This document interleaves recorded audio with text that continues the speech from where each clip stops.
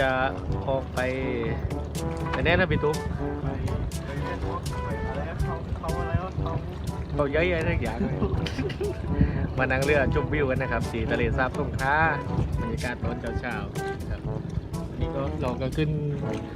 เรือที่บริเวณตรงนี้ก็เรียกว่าทางสถานีตำรวจนะครับนี่การเรือตัวนี้ครับครั้งแรกนะครับวันนี้ลมนี่